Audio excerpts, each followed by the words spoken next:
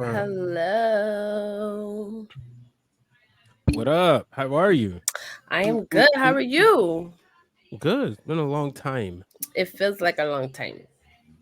A week is It a sure long enough time. does. It does. Mm-hmm. Yes. Hi, Matt. Matt seems to have taken Ricard's Matt being place everybody to as the the chat. as the first person in the club. My Welcome, bro, Matt. shorty. What? Welcome. He said My I'm good pulling up goose. on time. I'm on time. Yeah, I might not be on time, but I'm on time. I'm 20. Rest in peace, Virgil. He did pass away today. Tragic news. He's a part of all of our childhoods, I would say. And if anything, he's a very memorable figure. No matter when you kind of discovered him in the past, 20 or so years, he's been around for a while. So rest in peace, Virgil. Send our condolences to his family, his fans, his friends, and the wrestling community as a Yep. whole. Did I ever tell you he was the first wrestler I ever met? No. Yeah. You be having these stories, you don't be telling them all. So How Get it did together. hold on, we're gonna do this one time. Get it Just one together. time. Come on. Just one time because it's finished. But yeah, he was the I can it was matter of fact, it was Easter 2004, the Saturday. 2004? Is this his music? Yes. Oh wow! You know I'm the dork He was that's jacked. gonna pull up Virgil's music. I love it. I love This is it. good. This is good. Like when you think about it, this is the kind of stuff you see in like a 80s sitcom, 90s. or like an action. It's so like a 90s nostalgic. action. Yeah. But yeah, I was at the mall one day. It was I was getting ready to go to my godmother's house because my aunt was in town. It was like not enough room for me to stay home. I was like 17, and it was going to church the next day. But for some reason, we had to go to the mall first. And I'm standing. I was like, "Ma, that's Virgil." She was like, "So my mother is very familiar with like all the '80s wrestlers, right?" Yes. Y'all listen to the latest episode of Those Wrestling Girls featuring Emilio. See why that's funny what Matt just said. So I went over there. I was just like, "Hey man, how are you? It's an honor to meet you. I grew up watching wrestling." So I had just got a wallet, right?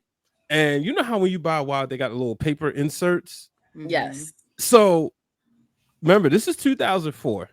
The first camera phone that I remember coming out was in 2003. So people wasn't taking Razor pictures. phone? Oh yeah. Nah, this before the Oh, my Razor God. phone. Oh. Mine was a Motorola V300. I vividly Dude. remember it because I was like the only person, or maybe one or three people in my circle that have a camera phone. So my thought wasn't take a picture. It was, can I get your autograph? So he signed that, and we talked for a little bit. A year or 2 years later, he was at the mall again, just signing stuff, and it would be like the randomest times. So it'd be the most randomest times. Then he then when we met him at RCW, he tried to recruit the real Dwayne Allen to be a wrestler. Now let me take y'all this real quick. It was the height. I bet you he looked at him Exactly. He was like, they could do something too. you about 6'7", right? You play basketball? And he said, what school you go to? It was like Morgan State. Because what it was is he was like, we was talking to him during the match, and he's crapping on all the indie wrestlers. Like, they ain't nothing, this, that, and the other. Now, mind you, on that card was the Briscoes. And he wasn't crapping on their match, but just to show you. So afterwards, we kind of like when the time when intermission, we stepped away to let him make his money.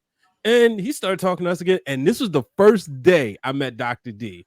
Dr. D came over, was like, man, I want to get you on my show. No, I don't do shows.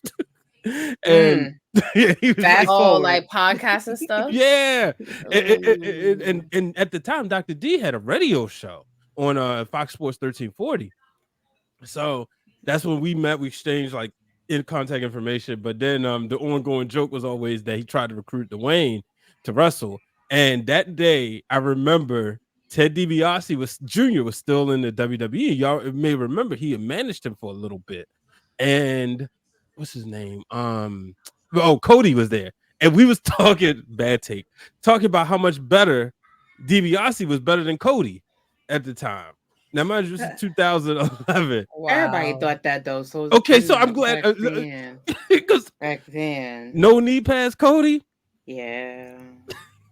Yeah. They used to call him Skip Knee Cody on Tumblr because he used to be like, when you skip and you fall and you like and you can like scratch That's your knee because your knee was hilarious. wide Oh my open. God. Yeah, No, I yo, did not know At least that. he had nice legs. Tumblr was you thought Twitter was bad, child. Tumblr was relentless. Oh, see, I wasn't on wrestling Tumblr, man.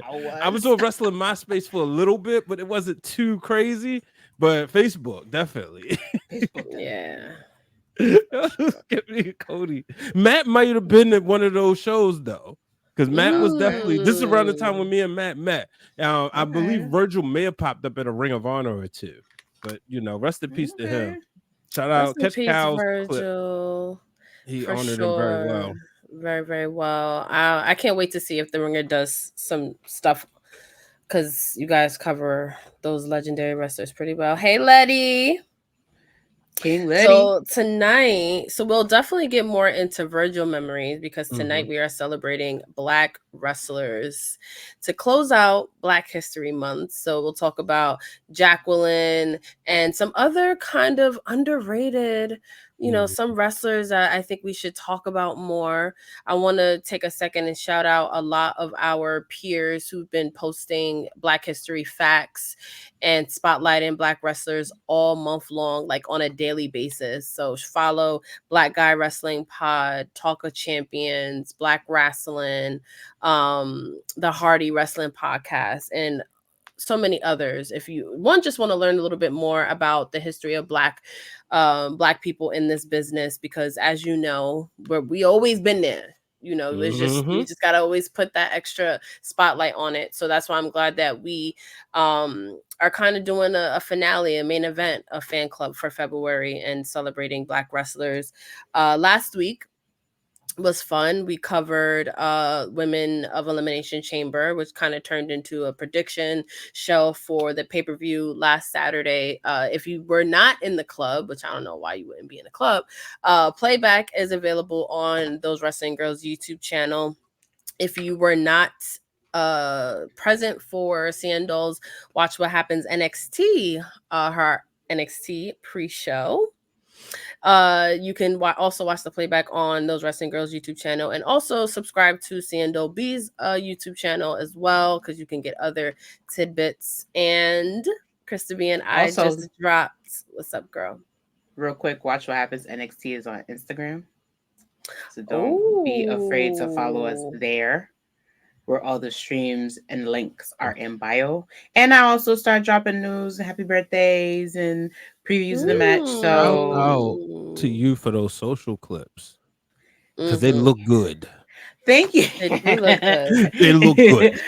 I'll be like, it was funny not to cut this whole thing off, but real quick, I was like, I see why Brian be Brianing, because this is not easy. It's a lot of work. This is real hard. Because you got to make sure it hit. You got to make sure it's the right point of the show. And I can't be putting up just any old thing. Yeah, and then I'll be like, and then I'm looking at the clip. I'm like, why am I looking out the camera so much? So that was just some stuff, but give it to the give it y'all flowers, because y'all growing pains. Yeah, y'all be telling me. Pains. So yeah, and you like not like there you go. See, you keep looking. I'm doing that on purpose, but it's a habit though. I honestly I go through it too. So, but it's such a pleasure, because it is very intimidating to stream alone, like at first. So I love seeing how every week it gets, better and better, and it gets me more excited for NXT, which I usually just catch the clips. But when I tune into your show, I'm like, okay. And I love the Tiffany Stratton shirt. So I'm definitely That's how I'm feeling today. That's how I was feeling today. Yes. I got especially my fire. She killed it.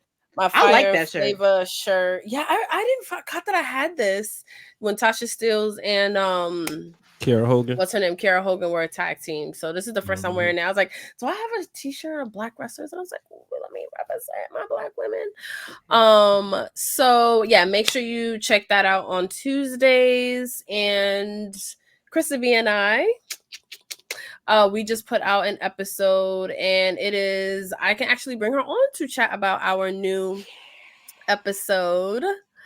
Hey, girl.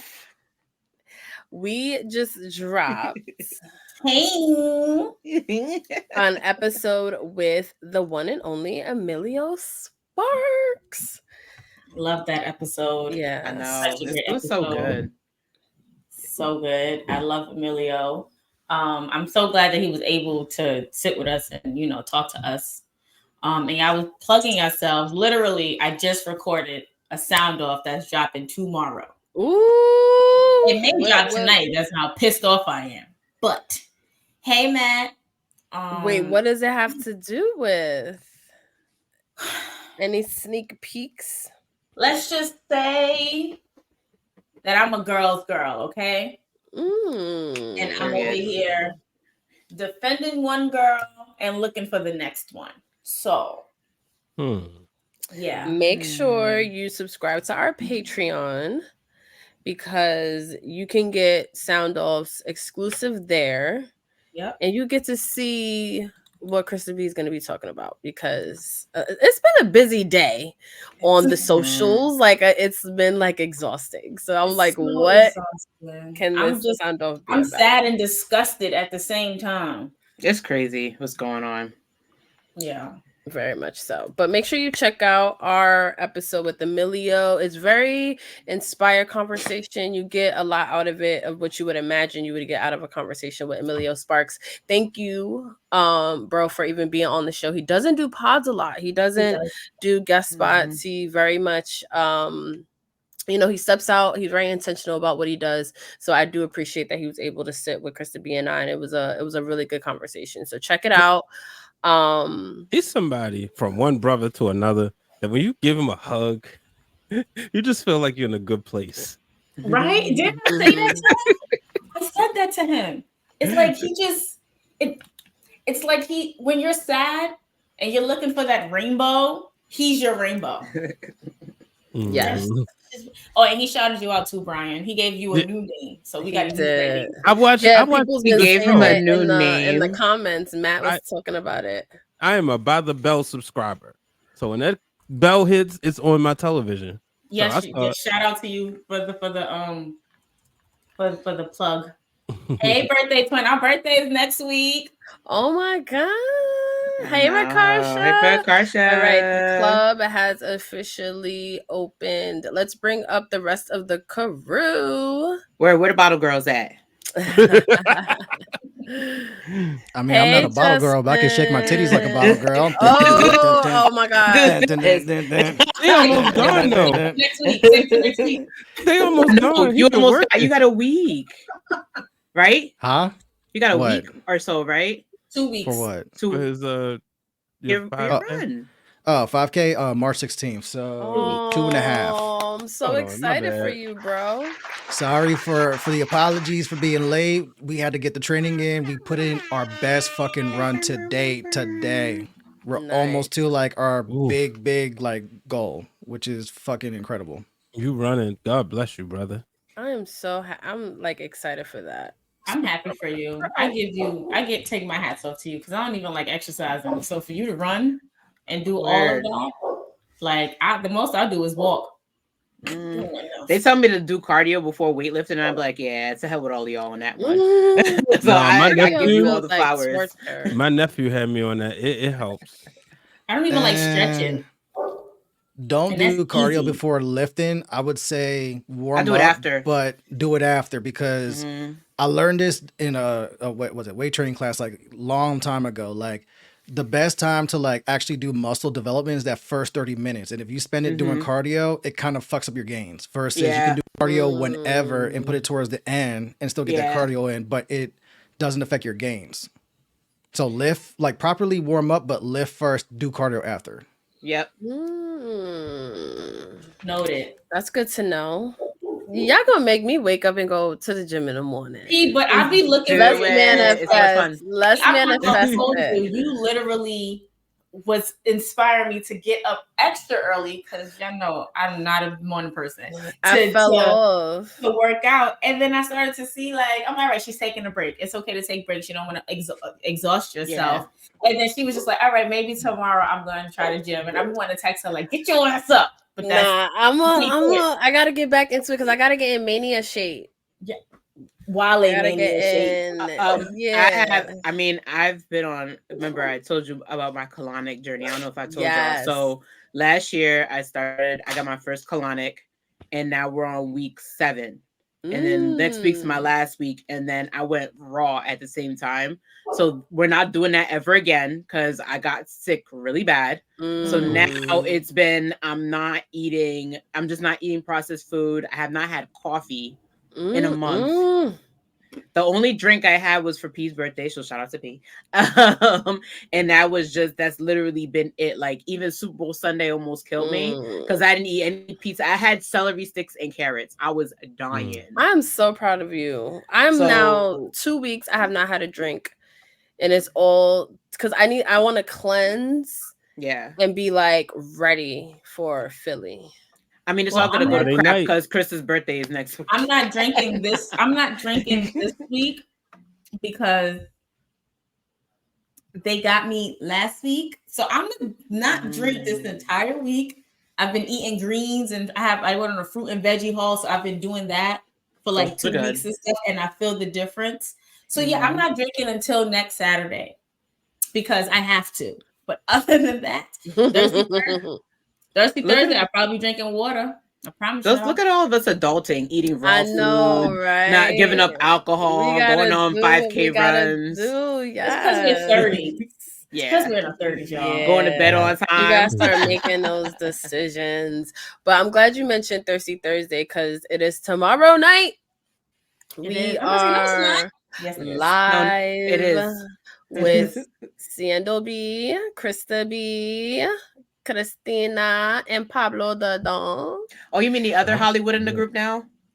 Yeah, it's a lot of celebs. Yeah, it's a lot of celebs in our circle. So you one too. Thank you for gracing me with my Yeah, but I don't get recognized in the street like some people. We're not in movies like other people. Just saying. Like the one, like people wearing orange shirts. Got it. Got it. What you talking about, Willis? No movie. It's definitely going to be one of those situations in Philly. I cannot wait. Well, it's Brian H. Waters. I know that guy. Well, let's give this one to the club. Friday night before WrestleMania. Before SmackDown. Come join the Ring of Wrestling crew at Chickies and Pete's for the meet and greet, 5 to 7. Another meet and greet. Amazing. So now I have to add that into the schedule block between HOG. Oh God, and it's WrestleMania World and the Hall of Fame and photo culture. Definitely the Hall of Fame is right after SmackDown, so you be alright. If you're already in there, you just sit down. Yeah, we're gonna walk the SmackDown together, lit. Oh, I love it. I'm with that. Nobody better touch my hair. So yeah, that's not gonna happen because I will be there and I will buy slam a motherfucker. Well, all I have to do is look at him like this, like speak violence. Your boy be lifting weights. We will be body slamming people if you act flagrant around the TWG family.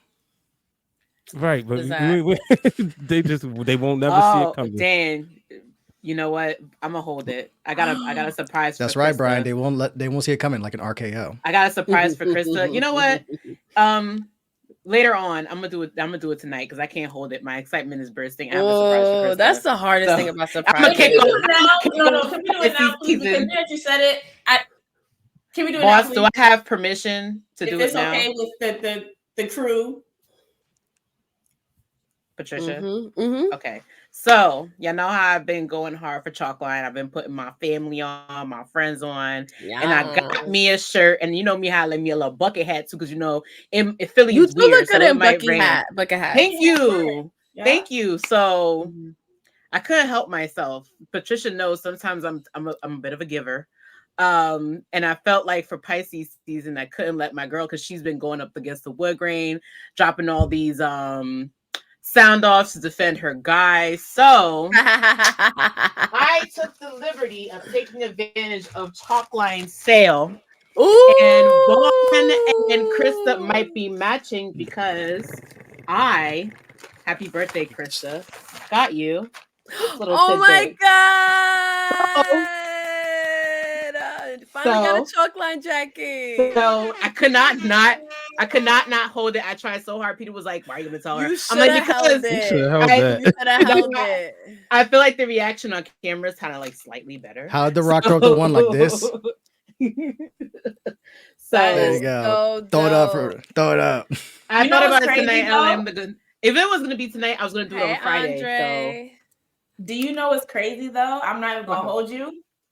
When you asked me what size I wore, I was like, I thought I'm like, right, you probably got something you giving away or whatever. Cool. But then I came across your Instagram. You like, you wanted a chalk line haul. I said, oh, if she got me a chalk line jacket, I am going to freak out. Oh my God. I love it. So thank you. Happy Pisces season, girl. Yay. Now it's like officially birthday season. Word. Kicked off. I was gonna ruin sound off sessions, but I'm like, nah, I'm gonna do it tonight. I'm gonna just either tell her after the stream or on the stream. I'll figure it out. Because I feel like this is it. So thank you. No problem. Oh, I love that, Seindole. That's really sweet. So look, now it's like the kickoff. So everybody getting their shit ready for Philly.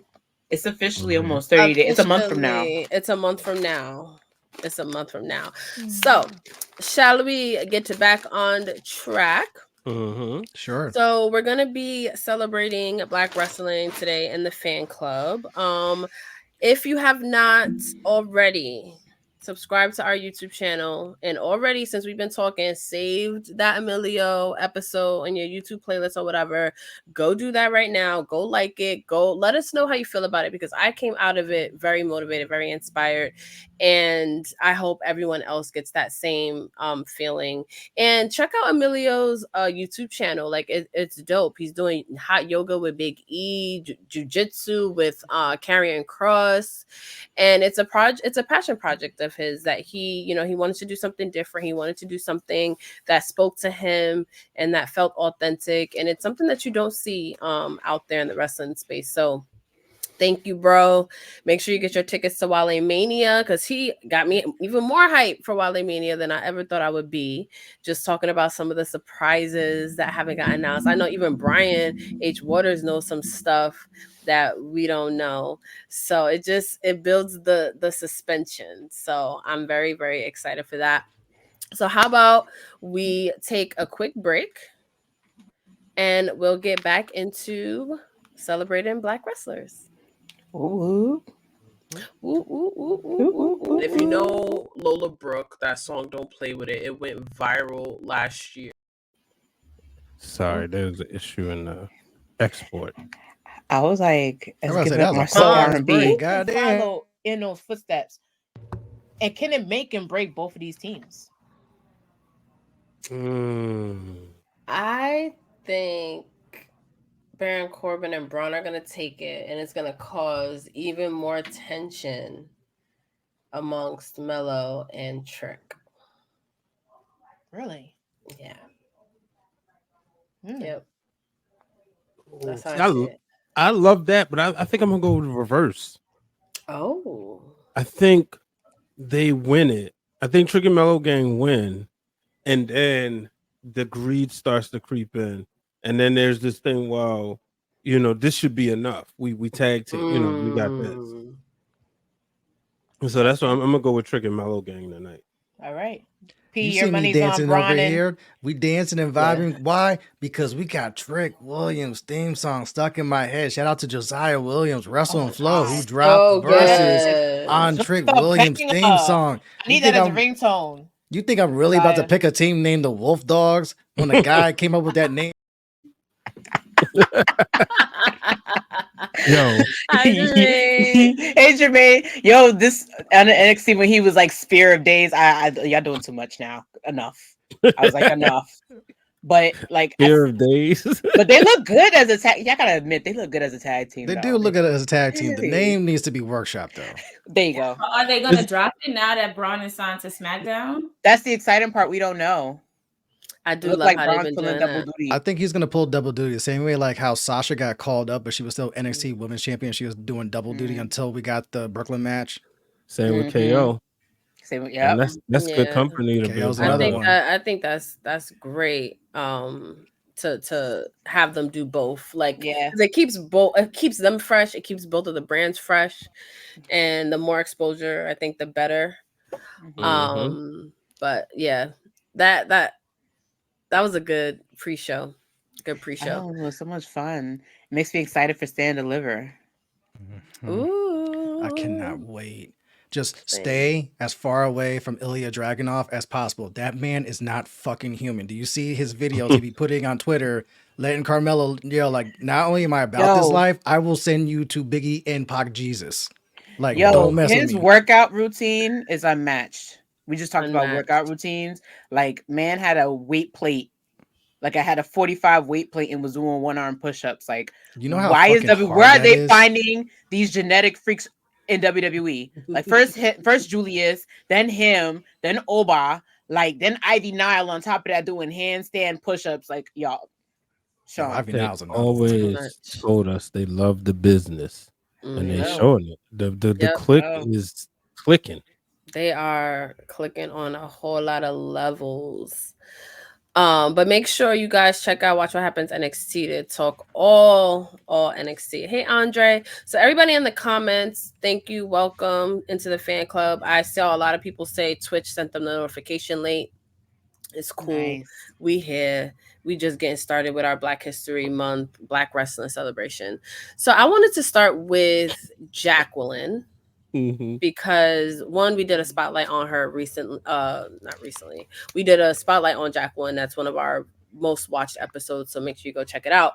But I feel like personally, I did not appreciate Jacqueline at the time when I should have, because a lot of the spotlight was being put on Trish, Sable, even Deborah at one point. Like, you almost like had to just choose whichever one woman you was liking at the time, especially once China left.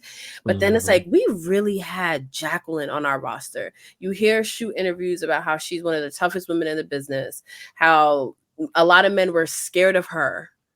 Like, she walked into locker rooms and they were men that were scared of her. She was an awesome locker room leader. You know, it's hard to say like what kind of mentorship or like leadership women can have backstage in WWE at the time, because it was such a Shark Tank. The women, it really was one star at a time, one moment at a time. So I would love to hear how, you know, she related to the women backstage, but I think in general she brought a level of like realism to it, even though she was doing a lot of the bra and panty stuff and she looked amazing in that red bathing suit. Didn't appreciate that at the time either. You know that was a thong. Yeah. That was a what? Yeah, it was a thong fucking one piece shit that she wore with It during, was something. and I'm like, how did I was young, obviously, but I was like, yo, we really had that. And y'all was paying attention to fucking, I love you, Sable. But we was paying attention to Sable and shit. And it's like, yo, she like, we really had that. So I wanted to just give a moment to Jacqueline being representation for us. You're saying everybody walked, like, have you seen her? Like, you were looking at the same person. Like, remember when her and Stable had the match? Didn't they like close out Raw for the championship? And I'm like, this is awesome. As somebody who's young is like, okay, so there are Black people in wrestling. Because remember, for a while wasn't showing too much of her, but then they finally, like, once they're like, all right, she has to wrestle and compete and integrate the championship, and they put her in that spotlight. That was a huge deal. Yeah. Really my first memory of her was actually on WCW. I was watching it one night. No, it might have been a Saturday night or Saturday morning, like worldwide, and she body slammed somebody. And I think I looked at my sister, was like, wow, did you just see that? Like the way she just, because it was unheard of. Even now, China hadn't come along. So to see a woman body slam a man, and it was like, and what? And there was this toughness because it was her and woman, and they were both like women you just didn't play with. So like one of my cousins, he was like, we were, you know, you wrestle and play wrestle and all that. So my sister was always feisty at that time.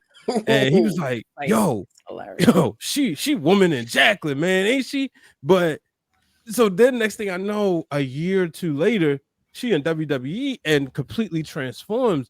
And it's just going to show you, like, a few weeks ago, a few days ago, I was watching Dark Side of the Ring, the Luna episode, and you saw how Luna had that toughness, WrestleMania 9 coming in and beating the hell out of Sensational Sherry, but they've never presented Luna as sexy. Jacqueline, they did a whole essentially 180 from what we saw in WCW. But when it was time, she won the Cruiserweight Championship. She was Trish Stratus' first real title defense to really teach her and give her that lesson. And that's, underappreciation, because you moving the business forward. Okay, are you the one they're gonna go with? I see the hard work you putting in. Let's get in the ring, let's dance. And and I've heard like people say, people who used to write that she respected Trish because Trish put in the work, but Trish had to come up to Jackie's level and she had to sit under her learning tree. That's so important too. That like is, that whole like giving back to the business thing, and you have like a strong Black woman to do that is huge. Justin, what's your first memory of Jackie?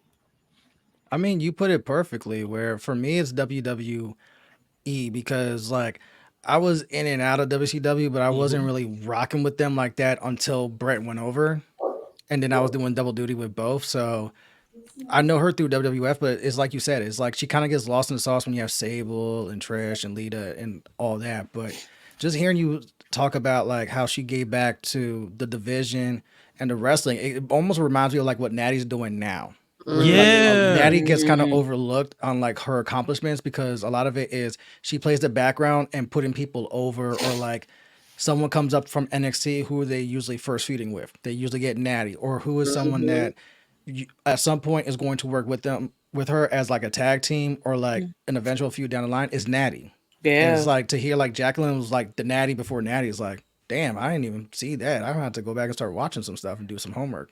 Wasn't it Stephanie who it wasn't her who Stephanie beat for the belt? Yep. Yeah. I think so. Yeah, I don't remember how Jacqueline got it back. When she was the $1 billion princess and stuff, like when she was doing the how she was able to give run, it the stuff. I couldn't remember how like she got it to give the stuff, to put stuff over. I think DX didn't get involved. I think DX did get involved. No, I know they got. I know how I know how Stephanie beat her. I don't know who Jacqueline beat to get the belt. That's what I'm saying. Probably wasn't Stable. Nah, because Sable would have been, this is when she was suing WWE for everything that she would do later. Why you always gotta mention that part? Like, no, 13-year-old had to throw shade too much. Like a hypocrite. From May of 1990. Think about the gap. May of 1999 to 2003. So 13-year-olds, like, favorite women's wrestler leaves. You angry. I remember like, wait, she's not coming back. And now I'm watching whatever that show she was on Channel 54, well, CW, just because she was on different shows. So you could have let that go, Brian. You had to throw a boomerang with fucking he wasn't blades attached. I just said, look, you know me. I don't never have smoke for Sable, but she left, she came back and did the same thing. She should have just stayed. She definitely did. PMS Jackie was funny. It's a little wild when you look back on some of that stuff. Pretty mean sisters. Like I was about to say, like really, like now that I'm like older and I'm understanding like the innuendos and the dirty jokes, I'm like, the fact that the whole premise of the faction with what was his name, Meat was that he lost matches because he was so. Wait, what was the name again? Meat. Yes, so and he would lose matches because they would wear him out. They would insinuate that they would be having so he would be having so much. So they would beat me. No, like they would literally beat me. They keep beating me. Like it was just like they beat him tired. That was the angle. I cannot. So real quick to answer your question, it was Stable because remember they had Wait, are you talking about who took the belt off of Jacqueline, or are we talking about how she got it? How she got it got back? it back. Because so Sable forfeited she got it it to back Deborah. from Lost to Deborah. yeah, it's Deborah. She got it back from her Vanna in Who? 2000 in 2000. So because I have no idea. So it was, remember, it was, so here's the run line. It's Jacqueline, then Stable, then Deborah, then Ivory, then Fabulous Moolah for that short amount of time, then Ivory again, then the cat. If y'all remember the cat. Oh. Yeah, we remember the cat. Yes. Yeah. Then her Vanna, who was a lumberjack, a lumberjill snow bunny match. Oh. It was Harvey Wimpleman disguised as a woman. That's So he can right. get the belt that time. And then Jacqueline took it off of him. Oh yeah. Oh, okay. I'm like, I don't remember an actual Harvey woman. Whippleman. That was like God damn. Downtown Bruno. Match. Downtown Bruno. That's him. Yeah. Oh my god. So he dressed as a woman.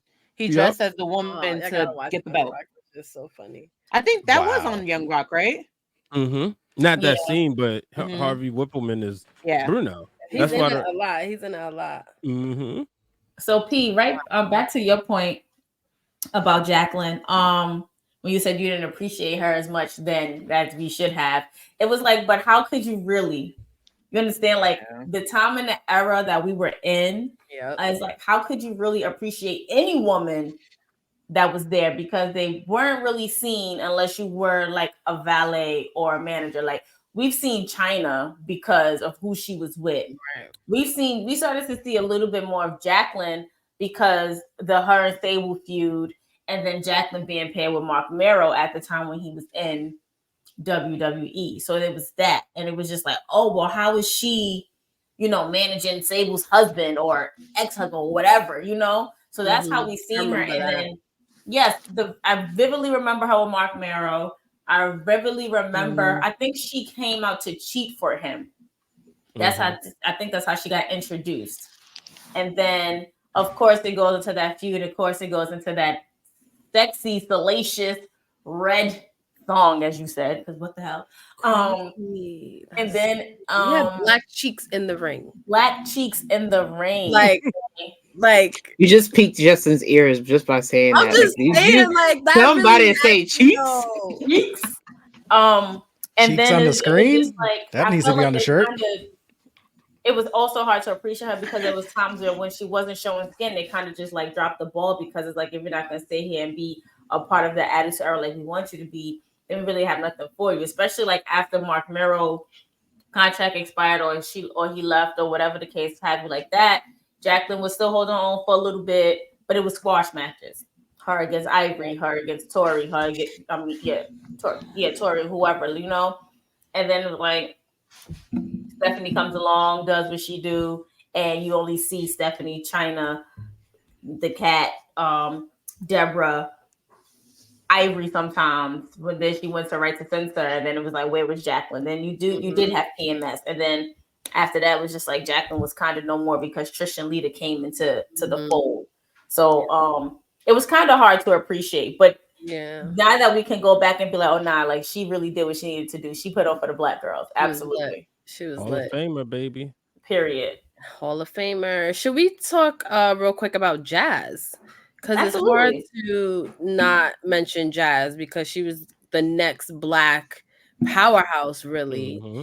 And I saw Vaughn put in the comments about Jacqueline carrying Sable, but let's talk about Jazz carrying Trish and making her a wrestler. Like I hear so many women's wrestling fans, Divas fans, that talk about how they didn't take Trish Stratus seriously as a wrestler until she was putting on these barn burners with Jazz, and that physicality that she brought to the table, where it's like, oh, it's almost like it reminded me a little bit of like when Asuka first came on the main roster, and where it's just like, wow, she's like very heavy-handed, and it's like a new thing almost. And then with Jazz, it was like, oh shoot, like she's really like, she's really bringing it. And I wish they, talked about it more, because I think she performed at 2 WrestleManias. Yeah, the first Black superstar to successfully defend her championship at WrestleMania. Yeah, she walked in champion. 18.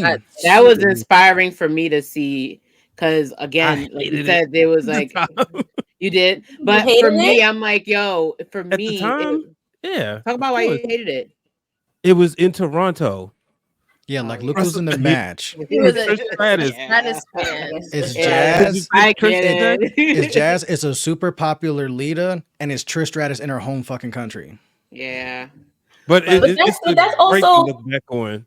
But that's also the good thing about wrestling too, because just because you're in your hometown, you automatically expect for the hometown hero to win.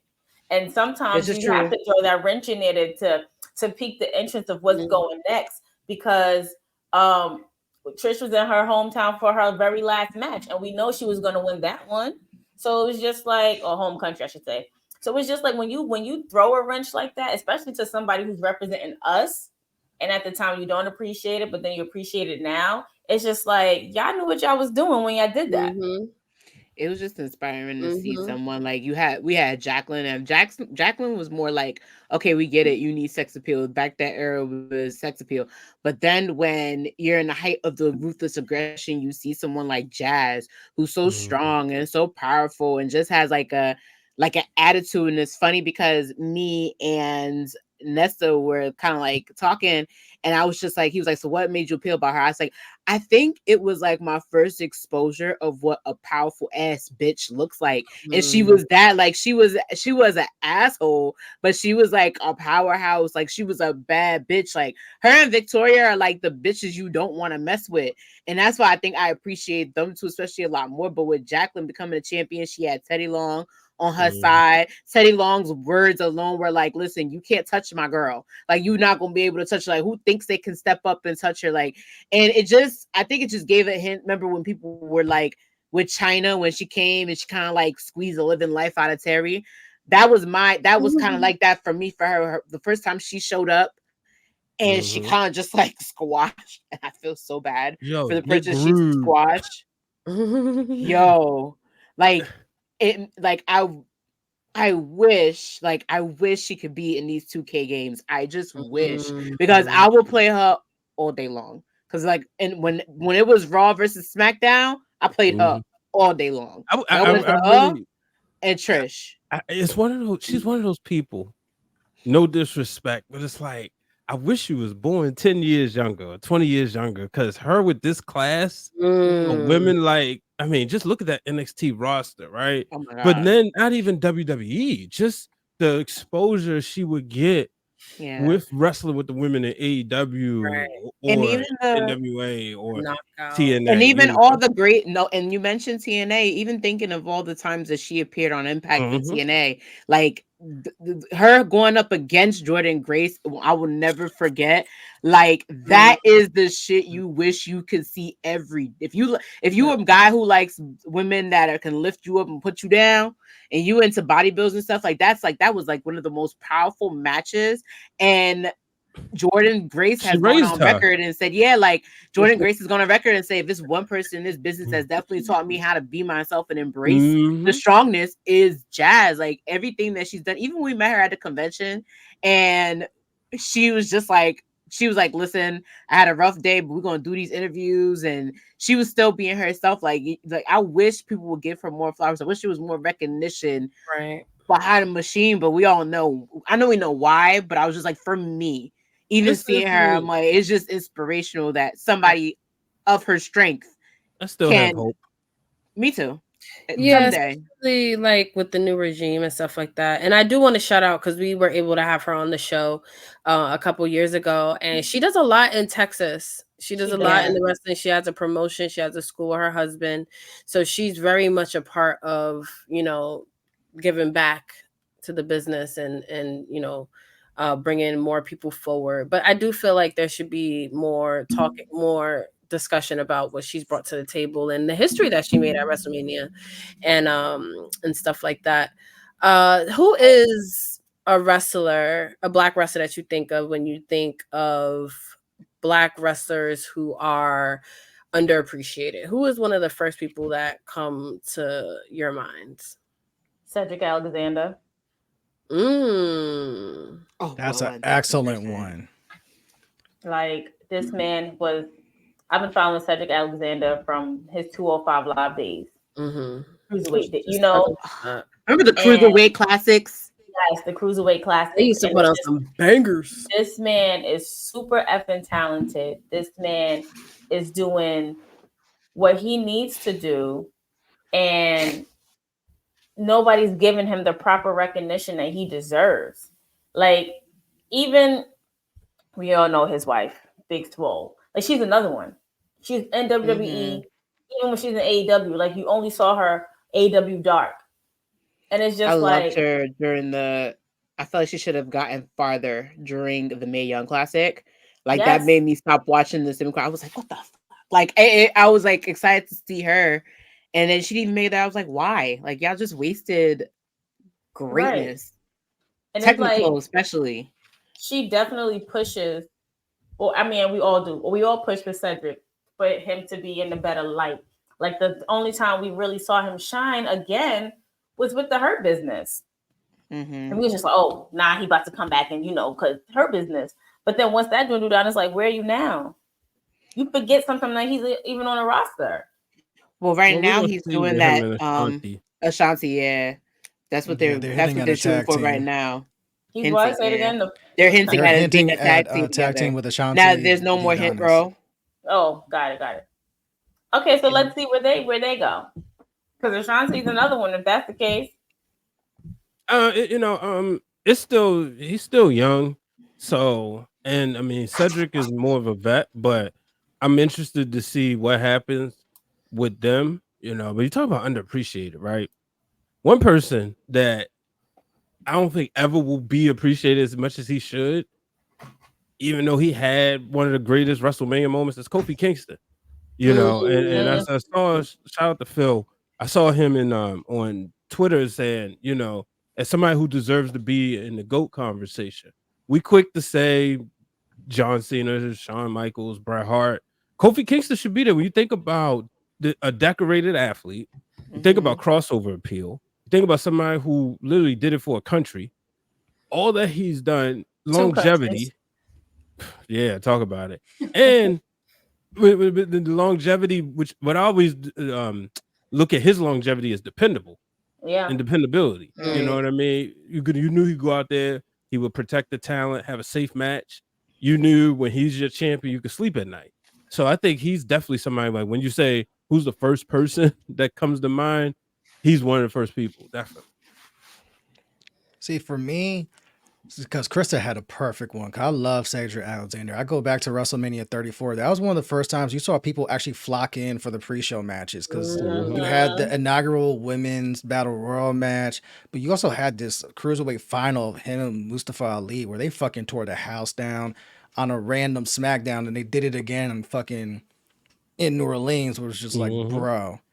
So I can't sing the praises of Cedric Alexander enough. But for me, who I think is underappreciated, I'm going to stay with the New Day stable, but not Kofi. I'm going to go Xavier Woods, and here's why. Yeah. Because when you look at that trio, Kofi is a decorated champion, basically held every title. Big E's a decorated WWE champion, and Woods is kind of like the forgotten one out of that trio, where we see that he's great on the mic. The man played a fucking trombone and made that rock for a long-ass time. But then he can also go in the ring. He won King of the Ring, which was like his version of like winning the top title. Like that was the thing he always wanted. I was so excited for him when he won King of the Ring, because I was like, that is too well deserved. And then on top of that, like, for you to even engage. So I found out that the era that they were in was called the reality era, because it was like the era of Total Divas and Zack Ryder being on YouTube, and Ms. and Mrs. And then he had just started doing YouTube with Up Down. And the company was like, all right, whatever, do your thing. But the way he's been able to take that, even though he's not on TV as much, and take that and take it to the point where he has a deal still with G4. Like, for him to basically have a up, down challenge, merch, all that. Like, he took something, he's like, all right, you're not gonna keep me in catering. I'm gonna do what I love, and I'm gonna make it a thing. Right. So I always give him his credit for that, but I was so excited to see him become King of the Ring. And then he took the gimmick and just ran with it. And especially because if you listen to New Day podcast, bring back New Day podcast, he always talked about that was his biggest dream. Like it wasn't to be WWE champion, it was to be King of the Ring. So he really was able to make that happen, which I think is cool. And another fun fact about Up Down Down, he has a Guinness World Record. That's the first YouTube gaming channel to reach 1 million subscribers. And that's even before WWE kind of backed it. Like and then also just shout out to him for also taking something that could have been deemed negative, you know, like thinking of that Undertaker comment about how everybody's backstage playing video games like it's like a bad thing, and you got the nerd, you know, connotation to it. And then he was able to literally take that and run with it, and we get to see sides of WWE personalities that we usually never get to see. So I am a huge fan of Down Down. I cover a lot of it on pop culture because it's like that, you know, it's not what they do in the ring, but it's like entertaining and like it blends, you know, video game culture. Johnny Wrestling is the current of Down Down champion. He took the belt off of Shayna Baszler, and Shayna Baszler took the belt off of I forgot who she took the belt off of in a tic-tac-toe championship. So it's just like a game. And their names like too. Fun. Yeah, and they have like names, so it's a pretty cool thing.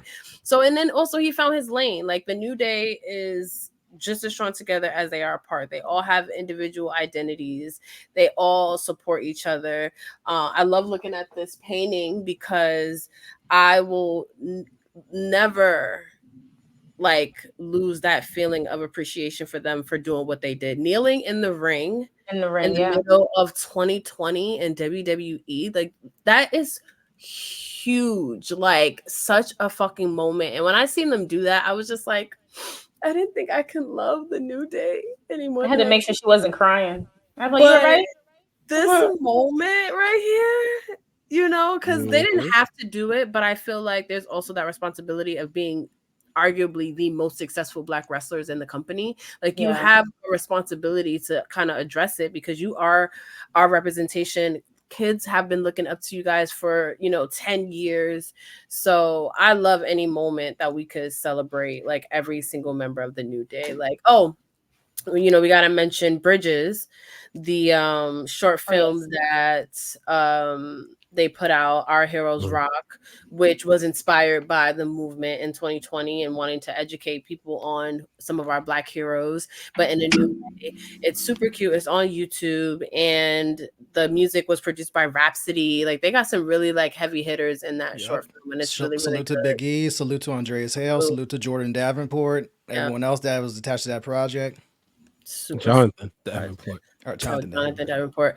And they got nominated for an NAACP Image Award. So they did. Really, really, really cool. They showed that thing is fantastic. It is. I watched it at work and I was ignoring everybody because you wasn't going to interrupt my Black piece. Like, I need to learn. And it makes you excited. Like who else they're gonna my time.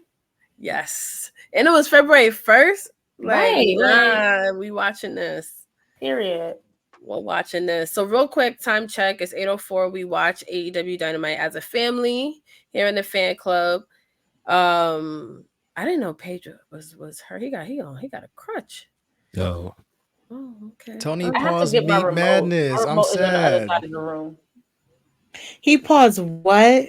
He paused Meat Madness because I think the majority of the people that are supposed to be in that match are injured. So he actually tweeted out, was like, yeah, I gotta hit pause on this, even though everyone wants to meet. And it's like, what the fuck? This is what we tuned in for. Meat Madness is what that's what he called it. Meat Madness. All the big beefy guys in the rings, you know, that I mean, I'm only watching AEW thing at this point. So is this his last? Is this his last thing? His last match is this Sunday at Revolution. This Sunday. So are we doing Legends? Is that a Sunday night? Sunday night. Oh, I don't know. Yeah. I know you would, Justin. Let me know. That was really good Seindole and peace. Let me know if y'all go. I'll think about it. You can leave right after the Sting match because I'm like, that's what I wanted to go. I want to go see Sting, to be honest. What if that main events?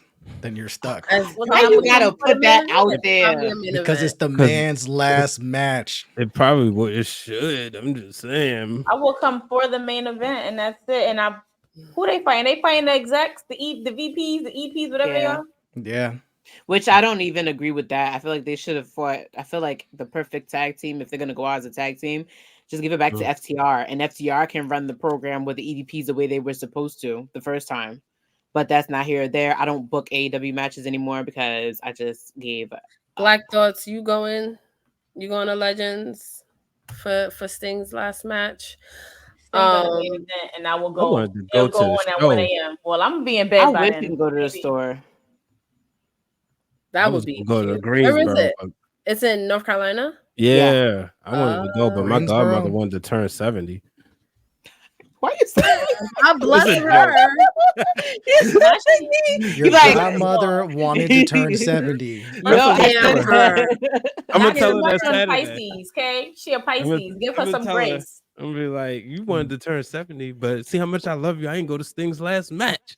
Even though you didn't know the alternative to her turning 70 was not being here, right? Even though I know that, but I'm like, even though you ordered a couple of his matches for me, so yeah, that's how I felt. I was like, damn, I could go this Sunday, but shout out to my best friend Regina because she just had her baby boy. Lexi was born last night, so I gotta go deliver her some Jimmy Buffs and some. I don't know why she wants funnel cake. Post-pregnancy cravings. They don't talk about post-pregnancy cravings. I'm about to say post-pregnancy cravings are a real thing. Yeah. Wow. She texted me. She was like, if you come this weekend, I need 2 double cheeseburgers. 2 double what?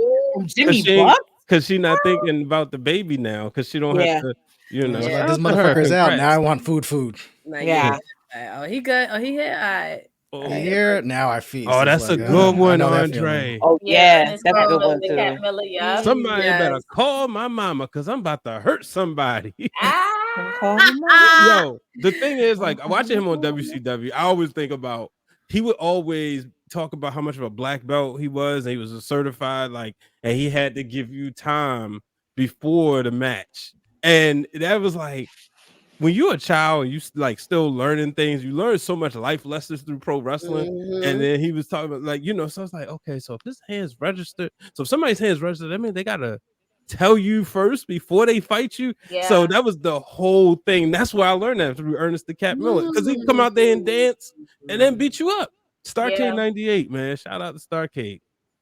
You know who else is underrated? Too Cold Scorpio. Oh yeah. Yes. 1000%. Matches and the flippity flips that he would be doing and like the speed, and he still be wrestling and look just as good, which is crazy. He just had an indie match. Yeah, Dark Side of the Ring. Oh yeah, Marcus Buff Bagwell.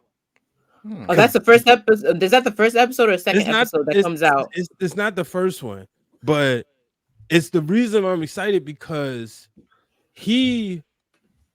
Dude, Marcus Buff Bagwell, like that's how I learned who Marcus Bagwell was because of Too Cold Scorpio. Like they basically put him, you know, they put them in the tag team. So you know, I'm interested because he don't pull no punches.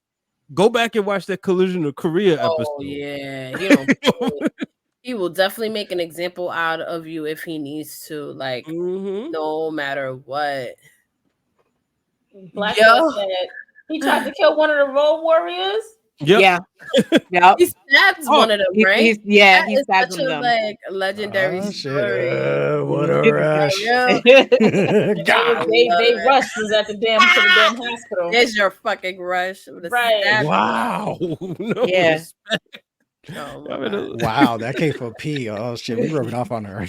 Yo, this one becomes sassy. This one becoming sassy, and this was calling people out. I'm like, yo, we're rubbing off on each other way too much.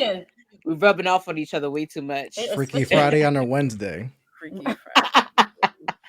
Another person I feel like is definitely underappreciated would definitely be Alicia Fox.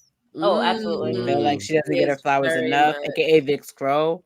I feel like she didn't get her flowers enough. And then every time you gave her something, she held it with the most attitude. Like even when she was the first ever Divas champion, she held it to a disdain when they made her go crazy for a while. I think it was like post Was it post Total Divas? I think it was like post Total Divas or during Total those are Divas. two different eras because she right. wasn't crazy yet until after, like you Yeah. said, Total Divas. But But yeah, she was look at definitely how the she first was black able to women's transition. Divas champion. She was a really good like worker though. Right. Like she was somebody that you could. It's almost like you're so. This is gonna sound crazy, but it's almost like you're so decent and dependable at your job that like you'll get booked. Like there was a point Alicia Fox was on TV every week. She had matches and stuff like that, but it was never like, okay, now the focus is on you. Now you're the star. It was more like, okay, we need to get somebody over. Let's get them in a match with Alicia Fox. And I feel like it was like that for so long. Thankfully, she was able to be in Alexa Bliss's stable later on because I think that gave her a lot more, and being in Team Bella too, of course. Yeah, with the Bellas, yeah. But I think and they recognized her to put her on Total Divas too. That made me happy for her. Me too. And also with Noam Dar, because I always remember Alicia Fox. Oh yeah, the storyline with Noam Dar and Alicia Fox. Yeah, Yo, even the stuff with her and Cedric. Like they had some great stuff. That like was comedic gold. Yeah, she's funny. She was a good WWE superstar. Oh, definitely. Like I'll always remember, like they had a mixed tag match at Extreme Rules, like her and Noam Dar versus Sasha Banks and Rich Swann. That was like one of the funnest matches that I didn't think I was gonna have. I didn't think I was gonna have that much fun with it, obviously because love Sasha, but that was when I was like, yo, this is actually entertaining as fuck, and all four are like delivering on this shit. Yeah, that was so. Brian made a face when I said Rich Swann's another one. What happened, Brian? I said the wrong thing. I don't speak on that stuff at the club. Okay. We gotta save that for after dark. But then her story, so real quick, her storyline was said she was like, Cedric, you can't break up with me. What do you think it's Cedric? I was just like, yo. And then mind you, that stuff wasn't even on. That was on like pre-show, backstage, cruiserweight championship stuff. And I was just like, yo, like she's just killing it. Like, yo, do y'all remember her sister? Yes. She was on Tough Enough. I thought she was gonna win because the two black women on that season was her and Ariane, and I think Ariane set the precedent where I was like, okay, if you're the first one to go, you're probably gonna be the first one to get kicked off Tough Enough. You're gonna be the first one to get a contract. But and CRISTINA, like I found out about Alicia Fox the first time my uncle put me onto the website obsessedwithwrestling.com. Then I found out about her, Natalia, a couple other people. So then she comes to WWE. I was like, okay, cool. They got a black woman. But then when her sister came, I by this time I'm like doing a lot of internet research, and I was hoping she had a chance because like on Tough Enough, she was like one of the better ones. But I think she got hurt, if I'm not mistaken. I think she got hurt, and that's why she had to like basically get eliminated. But she was good. It's crazy how it'd be one person that comes to WWE to chase a dream, and then like Alicia Fox was ended up getting hired, and she was tall. She had like long legs, like she had a lot going for her. And like you said, Seindole, like Alicia took everything and ran with it, and did the most, and it was memorable. Like no matter how you wanted to kind of look at it. We mentioned Cedric Alexander, but I want to talk about Big Swole. Oh, we mentioned her too. She, like I think it's more because I just know more now, of course, of like what she does behind the scenes of wrestling, like outside of the ring. And she is always in a position where she's putting other women over, especially black women. Like she's never not in that role. Like whether, she's having matches at like Jobber Slam and like having these main event matches, for the first time at Jobber Slam, and everyone that she goes against, she would, even if she didn't win the match, she would do kind of a promo putting that person over. And I just remember always just, like, getting chills watching that, because I'm like, she doesn't have to do that. Like this is someone that's been on TV. Like she kind of made it when you think about what every indie wrestler wants to do, and she's coming back to the indies and giving back and uplifting others. Like she don't have to do that. So her, I just really want to give it up to her for that. It disappointed me that she didn't get as much time in AEW. I think that's what made me really turn off the company the first time, because I definitely thought that now she was in AEW. She had the great run with Britt. she was holding it down during the Daily Place era. I thought they would give her more, but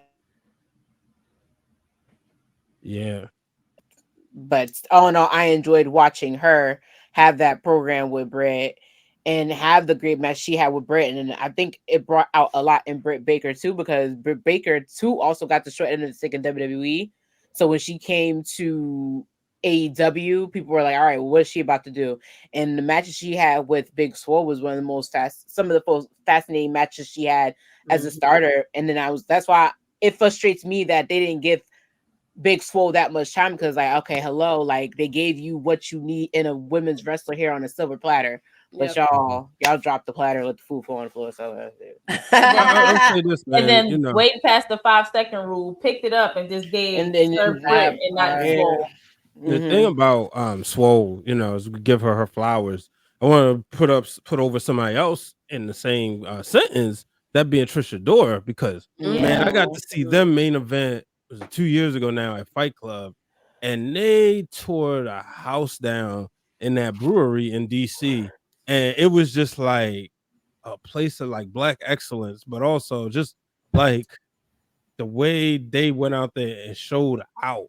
And you know, knowing where Swole had been and knowing where we seeing where Trisha Dora would be headed towards, it was an important match, you know, especially for the Pan African championship. So you know, and Trisha Dora held that for a long time. Yeah, she did. I didn't think she was ever gonna drop it, to be honest. I thought she was gonna pull a Bruno Sammartino with that championship. Wouldn't that have been dope? I wish she would have dropped it to shout out to Suge D, you know, all due respect, great, you know, great worker. But the person I wanted to have that title is the person Andre just mentioned, and that's Darius Carter. I love Darius Carter. Darius Carter. Darius Carter. You just is somebody you have to go to the show and get the full experience. I'm not and gonna you need lie. to be sitting there, with all due respect, when the All Father walks out and there's an old white lady sitting there. He gonna come for her. He gonna come. He don't care. You could be a baby. You could be an old lady. He gonna come for you. Like I was supposed to have beef with him because at what was it, the third Jobber Slam? I was doing a video and I was like right ringside and he kicked me away. I should have beef with him, but I don't, because when I tell you the fact that tweeners only live on the indie circuit, and that's how I feel. You don't have a lot of full blown heels. Darius Carter is a full blown heel, and you can't deny it at all. Like the first Jobber Slam we all went to, I was like, who is this? And like, why am I crushing so hard on the fact that he's like delivering this heel? Like, you don't understand like the art of kayfabe, and that's why I give Schultz his credit, because his presentation, everything. I want heel to where I want heel to like, I want you to smack me. I want to be smacked across the face and me hate you. Like, yo, he literally was like putting his hand out to a little kid and was like, "Don't touch me," and he just kept walking. Like, it's like the art of heel. He's definitely somebody I don't think I would ever want to see as a baby face. Like, give me heel or give me nothing. Exactly. Ooh, he's so good. Put in the notes. It's so good. That was a bar. He would make it work to the point he would have all the kids would be heels and all of them like he's supposed to be like you said, he'd be like a Stone Cold Steve Austin. You know, that's how good he is. And man, I want to see that man wearing gold on somebody's television. If black people got to create themselves, shout out to Ashe Wrestling. Yeah, but I want to see that man wear gold. And his opponent, his opponent from last week, Darius Lockhart. Darius Lockhart, the visionary. Darius versus Darius match. Yes. You know, Ashe Wrestling. Shout out to Kaz and Chris Leah on the commentary. Man, just those guys. Like, there's a lot of black wrestling out here, and P named it at the top of the show. All the accounts, all the content creators, because we didn't have this. You know, we celebrated Virgil early in the show, and you think about he was like one of very few on our screens as children. Yep. You know, and being able to, grateful for this opportunity today to be able to give these black wrestlers their platforms, whether they in WWE, WCW, AEW, or the Indies. Like Elijah Burke is another one, or the Pope, whichever way. Most people probably remember him as the Pope. Somebody who go out there and put on a good match. And deliver. Orlando Jordan was the first black man who was open about his sexuality. Yeah. And yeah, and I remember watching a YouTube video. He said, "Man, I like men, I like women," and he's somebody who beat John Cena for the United States Championship. Dude could work. You know what I mean? And if we be real, he was in better shape than JBL. JBL was just white and easy to hate. Yeah, tall. You're right. Tall white man in a cowboy hat. P, I want to ask you. There it is. Because there it is. In one run-down sentence. P, you always talk about times like when you get back into wrestling. What did you think when you started seeing that JBL had been a world champion? Mind you, because you think it was APA.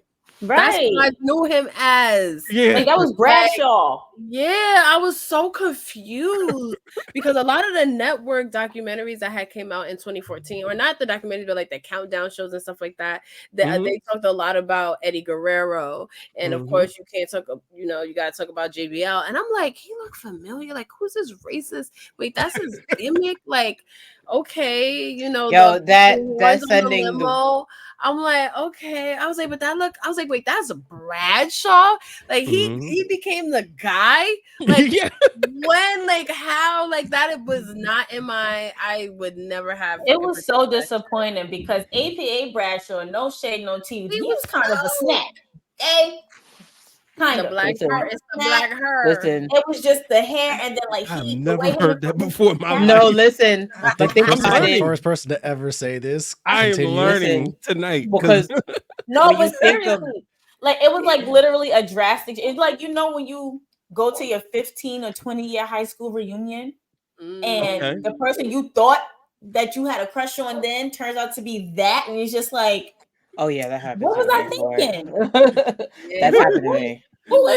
My 20-year reunion passed me in Texas, and this man couldn't even stand up straight because he was in pain. His it's just like When I was outside at the pre-show, a lot of wrestlers like that, and he got only imagine they can fake the funk when they get on camera, but as soon as they get off that camera, they just be. What did Roman say about Seth Rollins?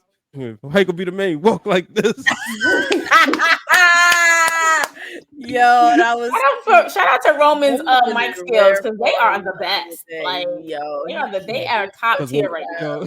Oh, this is easy. He was just like, I'm like, he just cooking. It's also easy. It's easier and more fun to make fun of your friends too. Word. Word. I'm about to roast your ass. I'm glad you said it, friends, because everybody gonna be mad when Cody calls Roman. I mean, when Seth calls Cody and join the bloodline. I'm here for it. Okay. Do that.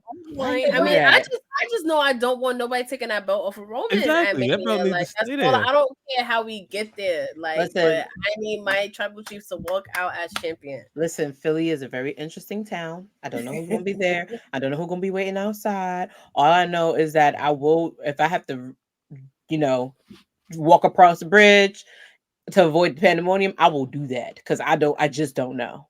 Here's what I'm saying about people off. About Philly and his whole bloodline, Cody, Seth, Rock, all the Samoans from America, Samoa. I don't know. And the Tongas now, apparently. And the Tongas, everybody. All I'm gonna say, and I'm gonna leave it as that, and I'm not gonna touch it no more. All I'm gonna say is that the Rock is for self, and that's it. Oh, I 1000%. Another, speaking of somebody who was for self, that I feel like should have gotten their flowers even before the Dark Side of the Ring. I feel like New Jack. Yeah. Like if you want to talk about people who didn't give a rot sauce, New Jack needed 30 bombs away. Not even before. No, because think about it. When Paul Heyman first started ECW, it was him and like 5 people he thought to call up, and New Jack was one of them. And mind you, you knew if you watch, and Brian's laughing because if you watch the Jim Crockett promotion stuff, like the fact that he was able to get away with as much as he got away with before they started putting the whole disclaimer on the bottom, because at one point he had actually said that some Negroes that first of all, you thought he was siding with everybody, and it was on YouTube before YouTube got kid friendly. He literally said the whole speech is, listen, I'm here for self. Ain't no other ever come for me or help me when I was struggling back in the day. And let me tell you something. These homegrown cool Negroes down at the NCAACP want to come and tell me, listen, I say it before and I say it again, the hell with all you homegrown. I was like, yo, did he just insult the NAACP? And so I know Jim Crockett was back there like, oh my God, like loosening his tie and shit, like, oh Lord, like did he really just say that? And mind you, it wasn't, I found out his like Jim Crockett promotion was shown on public TV, not even cable, public, local, and national TV in that whole region. So I can only imagine how many people in the South knew he pissed off. Oh, I can imagine. But the fact that you walked out there and you knew people didn't care about you, but you're like, I'm gonna just do what I gotta do. Nobody could ever heal the way that he healed. Him and Mustafa. He gave no fuck. Was definitely for self, and I think that's something we can appreciate, especially when you are Black in a fairly dominant white space, and you have to fight and claw and work 10, 20, 30 times harder as your white counterparts doing the exact same things, because you could put New Jack in the same category as Cactus Jack, and we already know where the the pieces lie. You understand? You could like him, a New Jack, and like he could have been in that hardcore. He would have smoked New Jack so hard, he would have had to turn to Mankind. Like, all 3 personalities would be going in one match. Like, I'm sorry. And then I'm like, I never understood. For me, I thought that for sure they would at least let him join I was like, you're not gonna let him join WWE. But then when they let the Sandman in, and no disrespect to the Sandman, because I like the Sandman, but I'm like, you let him in over New Jack? Yeah, like somebody that could teach Edge how to beat freaking Edge. Like, how dare you? Like, let's be real. The heel that y'all want in Edge, like the heel they wanted so bad in Edge, you had it in New Jack, but you put the Sandman over there first, like because New Jack wasn't gonna take New Jack type person, like take instruction, beat his own drum. He was literally stabbing people in the ring. Like, he was tasing people. He purposely threw the guy off the scaffolding. Well, remember the story was the guy threw him off the scaffold first and broke his ankle. Broke his ankle and almost caused him head trauma. So he was like, "All right, bitch, you got me, I got you. Let's go." That receipt was like, "I don't care if I commit homicide. Right? Like, I'm going to tase you to where you can't feel shit, and then I'm gonna throw you off this fucking scaffold. And if you happen to hit the ring, cool. If you happen to hit the floor, I mean, God's plan." Listen, the term I'm gonna get my people be like, I'm gonna get my lick back. I'm gonna get my lick back. No, the fuck. That's the definition of New Jack face in the dictionary. Right? Threw him off the scaffolding, like off of like what was it, 28 scalp to the ceiling or something like that. Crazy. And the guy was telling him like, I can't feel my legs. He was like, okay, bombs away. Match, my G. That's still my favorite dark side. That's still my favorite dark side of the ring episode, because it's like you go in like, all right, I don't know much about New Jack, and you watch, and then you get to the end, and you're just like, what in the fuck? And people allowed this to happen. I need to do homework. They literally called him the innovator of violence, and that's why I say for hardcore matches, he's very underrated. Like they should be putting flowers over his grave, because all these Extreme Rules and all that shit, he was the innovator of the Extreme Rules match. Like Cactus Jack, no offense to Mick Foley, not even close. Like light bulbs breaking and stuff like that. All that crap that Nick Cage is doing. Nick Cage and New Jack, yeah. What's the name? Nick, he's the prototype. Yeah. So if we have to go for underrated for people nearly getting killed in the ring, Give New Jack his flowers. And that theme song is perfect because Natural Born Killers is such a fucking banger, but it fits New Jack so perfect. It's like, yeah, you were made for that. It's like you're the psychopath in the ring, and like we gonna condone the shit because we like the entertainment, and we're sadistic too. Because what? I'll tell you one thing. One person, as we continue to get flowers, somebody underrated. I'm gonna take you back. And that's Mr. Hughes. You may remember him from WCW and then briefly in WWE with Jericho. But more so because of the people he trained. When I first got the interview Kiera Hogan when I was with Fox Sports 1340, that was the person she mentioned who trained her. And I did some research, and he has a lineage of wrestlers who come from Georgia that come from his school. And a lot of times we hear about the dungeons and stuff, and you hear about the wrestlers from up north or the Polynesians, but we got some great black trainers here. And just because a lot of them may not have gotten over or had like the greatest gimmick, like Al Snow is like the prototype for that, right? He's doing great things, but he was mid-card at best. So definitely want to give flowers to him. And then also talk about Curtis Hughes. Yeah. I was just about to add. Okay. Yeah. I've never seen this man before. I promise. So thank you. He I remember when him and Jericho had a run. I think it was the WCW when he left WWE the first time. And then remember when Jericho was doing that funny stuff with Howard Finkel when he first got he was with the Rock and then so he came there briefly. And then also the natural Butch Reed when you go way back with him and Doom. I mean, for Ron Simmons, and I remember I had the WCW trading cards and I had Doom, and they don't get their flowers as a tag team. I'll give them flowers before I give flowers to the Dudley Boys. That's how I feel about Doom. Oh wow, okay. Just because it was just like, why you gotta bring my Dudleys into this? But because me and Bubba still got beef. You look at what they did, a bridge and get over it.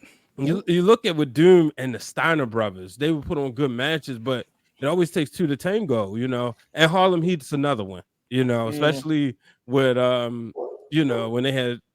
I got a question. I get confused. I'm gonna get crushed on this, but I sometimes be forgetting whether or not Sensational Sherry is black because I don't think so. I don't think so. Harlem Heat, the way Sister Sherry and the soul that she had when she was with them, and I was like, she got little sores, but she not black. I mean, what non-black person, right? When you are with a black person, you're with them for a while. You're not gonna want to. It's not gonna rub off. Like there's no way you could be that vanilla around all that chocolate and not have no type of swirl with you afterwards. There's no way.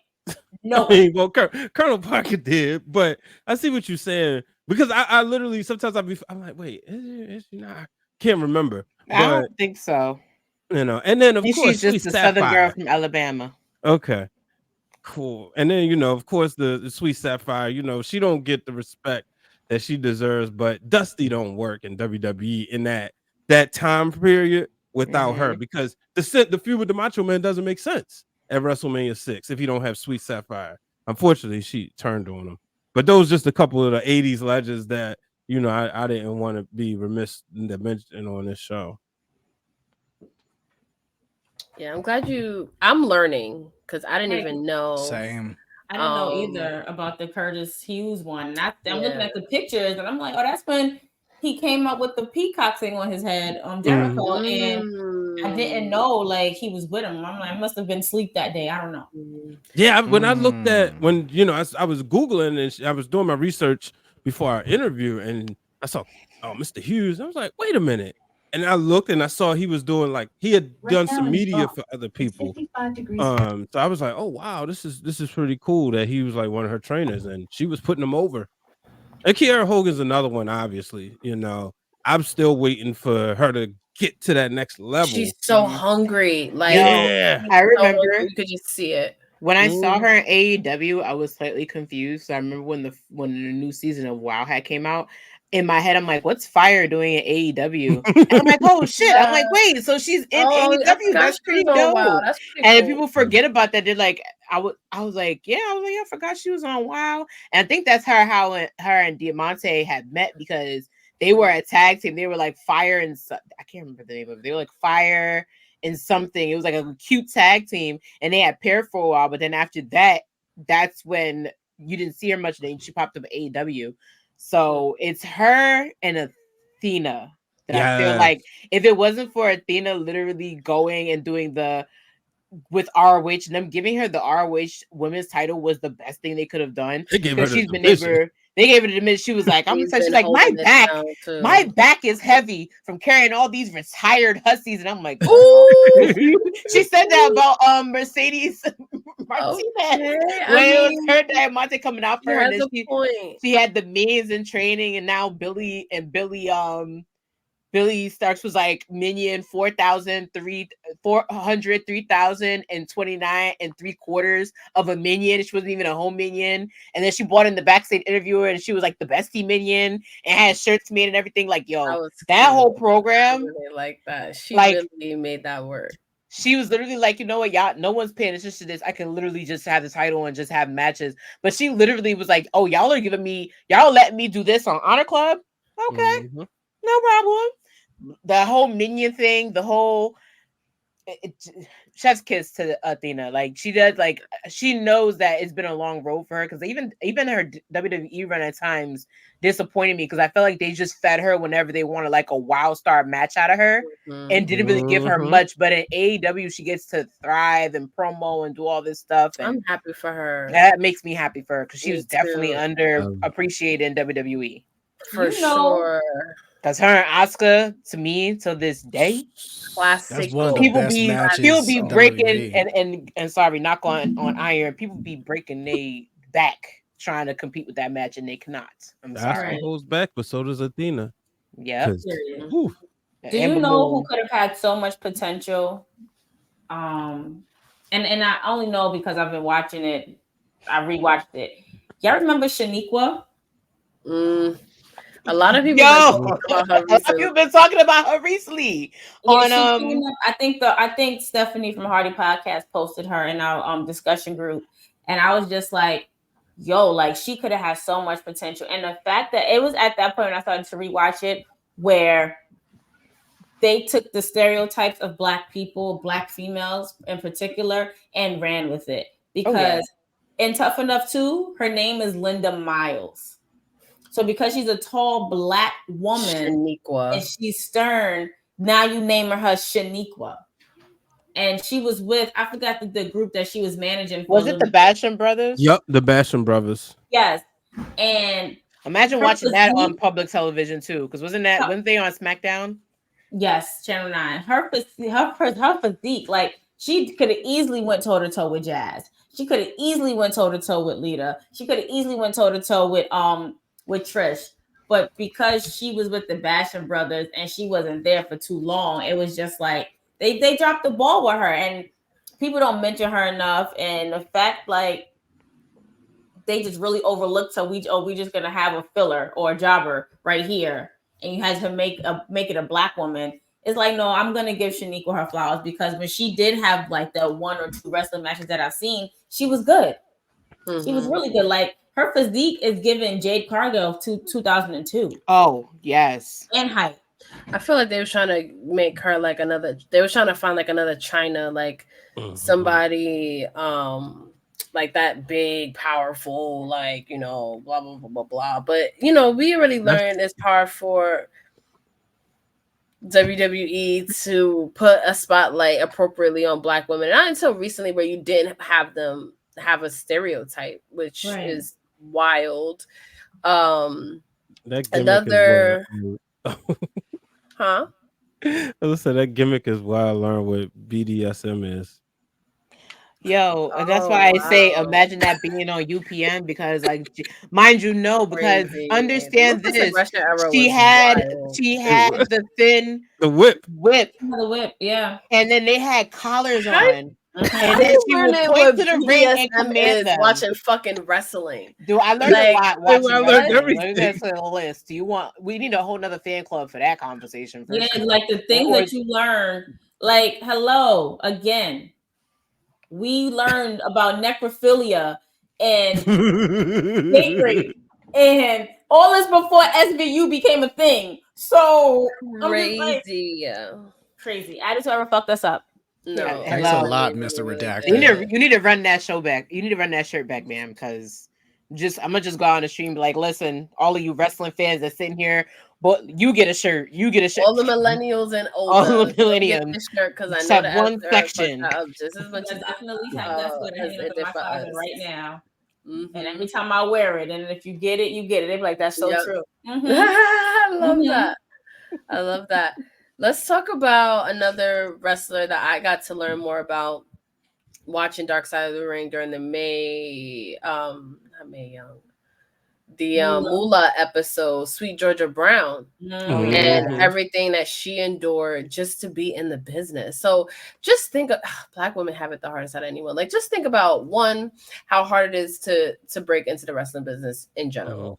Two, imagine how hard it was as a woman back in that time. And then you had Moolah, who was like a part of the problem, like was like victimizing women as well.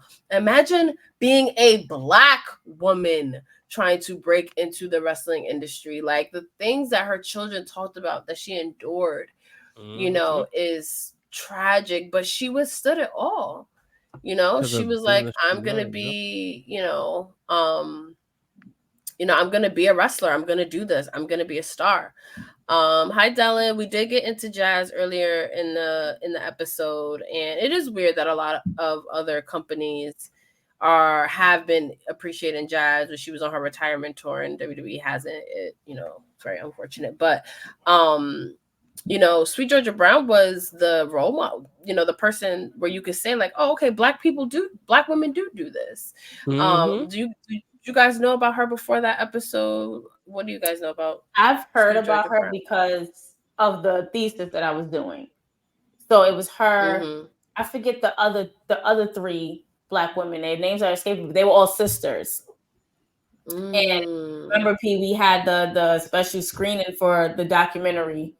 And I've learned, I'm like, yo, they were Black women wrestlers back then. Like, and this is like in the 30s, 40s, and 50s. Like, or maybe, 40s and 50s. And I'm just like, to watch Dark Side of the Ring and hear their names come up, and then hear about Sweet Georgia Brown and hear about, like you said, what she endured. And not just her, all of those women, what they all endured under, not only just under Moolah, but what, Mildred Burke endured and her husband. Like, they were literally, again, we're learning about trafficking and wrestling before now it's but, it's just a really sad reality. Like you said, P, Black women are the most disrespected, unprotected group of people ever. And for Sweet Georgia Brown to still continue to go where she went through and still endure and to still want to be a part of wrestling, to the point where her daughter said she doesn't even watch it. Yeah, it was that traumatizing everything that she'd been through. Yeah. But shout out to her. Shout out to her strength, her resilience. I love that we're talking about her. Like, she's in the conversation, and she always will be now. That's like you said about photos in general. We talked about a while ago on when we talked about Junkyard Dog. Somebody else deserves flowers. And how it's hard to find, just photos with him with a championship. And sometimes they didn't even have a belt for him mysteriously, so, but shit grinds my gears. Watch WrestleMania 3's match with Harley Race. That'll drive you crazy, because no reason. Another Dark Side I can't wait to see. Harley Race was a menace, but then also Bad News Brown, just a straight up heel, and it's always fun to look at. Like, him and Brett go at it. I think that was WrestleMania 2. Brett talks so highly of working with him. Yeah. Like, because he was back in the Calgary days, and he talks about how professional. Even Junkyard Dog as well. about how Stu Hart was big on protecting and uplifting Black wrestlers, and I love hearing stuff like that. That there were allies back then. Yeah, definitely. Dre put in the comments, who we didn't even mention, Awesome Kong. Yes, one of the best promo vignettes that for women, I think. Like her stepping on them Barbie dolls, like yo, that like is one of the best shits to me, because that's exactly what people. It was like sending. The reason why she worked so well in the beginning was because it was answering all of the fans' prayers almost. Like, I'm sick of these models turned wrestlers. They all look the same. They're all tall and blonde and this. So then now you have this powerhouse coming in that's literally destroying Barbie dolls. Like, it was just so good. Like, oh man, I was like, shout out to Awesome Kong. So we got a chance to see her. We did. We got a chance to see her in action, which is something that I didn't think I would have ever seen. Same. Especially because her run in WWE was so short and it was not appreciated, or wasn't there long enough for it to be appreciated. And then I became a fan of her when she was in Glow, when she was in the series Glow. Yeah, she was really good in that too. She's a really good actress. She has a lot of credits under her belt. She had a long run in TNA, which is why she was at Impact 1000. So she had a great career after her short run in WWE, but you can't help but just think back of like the potential that could have gone there. And then also just, I know this is about Black wrestlers, but just women, like she was let go because she got pregnant. So I think it's so good to just see like how far the company has gone. Like Becky Lynch literally travels with her baby. And I remember her saying like, I have a match and I go breastfeed my daughter in the back. Like, so, I always just bring that example up because her career potentially stopped for that. And now we have come a long way. But yeah, shout out to Awesome Kong, everything she did in the business, everything she does outside of the That's another person I feel like isn't appreciated, like underrated, but Nyla Rose. Yeah. Yeah, especially because we all know Nyla Rose's story. So for her to be the first, like one of the first, right next to Giselle Shaw, to be, a trans wrestler in this business, and for them not to get the proper shine or the proper whatever, proper flowers that they well deserve, definitely give my hats off to both of them, because it's not easy or another. So it's like you have all of this stuff against you even more now. To still keep their head above water, absolutely. Yeah, I also love Nyla because she has a sense of humor. And being like the first trans woman being awarded the women's championship, that's like huge. That's like I still like almost cannot believe that AEW was that progressive at one point.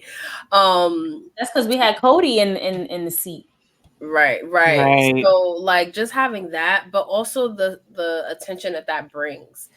Nyla just stepped into it and was like, fuck it. Like she took the trolls on, she took the homophobes on, she took the transphobes on. She didn't give a fuck. Like even to this day, she's just like, I'm here. Like she, she can laugh at herself. She is gracious to people that are still learning, her pronouns and stuff like that. The same with Sunny Kiss. So, it's not an easy position to be in, to hold that history. And I think Nyla held it with such class. Like, I got to give it to her. Yes, her social media game is top tier to this day. I mentioned Sunny Kiss. Shout out to them. Another person that's a trailblazer who is also very, gracious with, people that are still learning, how to, I guess, coexist in this wrestling world that's a little bit more inclusive. So shout out to Sunny Kiss. Right. Yeah. I forget anybody? I feel like it's like a long list of people. It would never. One person I hope that's never unappreciated. She's been on my radar for like the longest time as far as indie wrestlers go. But Shawnese Royal, and I have to thank Black Wrestling for them because I watched her match. Royale. Shalante Royale. Like watching her sing and walks to the ring, and I'm thinking, okay, you know, we're gonna get into him in a minute, but I'm watching her sing, and then I'm like, all right, she's gonna give the mic. No, sis caved the mic, and then through an opening match was harmonizing, and then somebody was like, "You sing," and she was like, "You shut up, thank you, I'm working," and then she just keeps like fighting, and she's like, and starts foot choking somebody, and he's like, I was like, yo, that's so funny. Not her harmonizing. I'm working. She was like, she was like, I'm working. She's funny. Funny. She is funny. I can't wait to see her in the ring. Can't wait. In person, I can't wait. Somebody book her for the North so she could just come up here and for the North. Like, Jobber Slam is coming up. Shout out to Jobber Slam. And Janelle from HR, who is one of the few Black women who own and book a wrestling promotion. Jobber Slam is a Black wrestling promotion for the most part. And they're throwing their, I want to say 5th. This is the 5th one. The 5th. Well, actually, is it the 5th or the 6th? I think it might be the 4th. 4th, yeah. The 4th, yeah. So the 4th one, that's always a really, really good time. Yeah, it's 4th. So let's close out this fan club with some R-Truth appreciation, because ever since he came back, it just has been so fun. Everything he did with Judgment Day, what he's doing with DX. There was another clip that they posted today of him talking to Shawn Michaels about being Shawn Michaels. I see a lot of Shawn Michaels in you. And Shawn's just like, okay. He's so funny. Him coming back was really the best surprise at the Survivor Series, because like him, I'm sorry, getting on the Judgment Day couch, eating them powdery ass donuts, talking about this. I'm just coming in here because it's a little grim in here.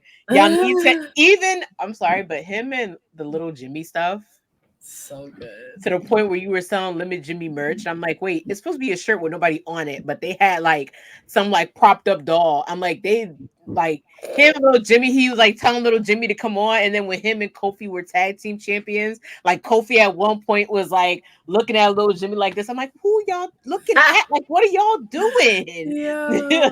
I need little Jimmy to come back and slap some sense into R-Truth about Judgment Day. No, but that'd be something. Even when they made R-Truth, or at least Tom and Nick Mysterio, right? Yeah, even when they made him a heel with the Miz, I thought that was gold too, for them to, you know, basically hold Raw hostage and shit and make everybody scared for their life in the PG era.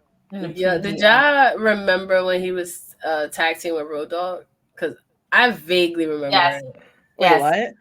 He was in a tag team with Road Dogg. Yes, this was like at the height.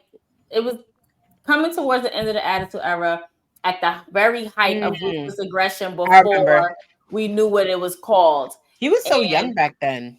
Right. And Road Dogg was rapping and stuff. No, I'm sorry. This was No, bro, you're right. Road Dogg was rapping. Road Dogg was rapping. Yeah. And you always gotta have like a sidekick or a dummy or a hype man.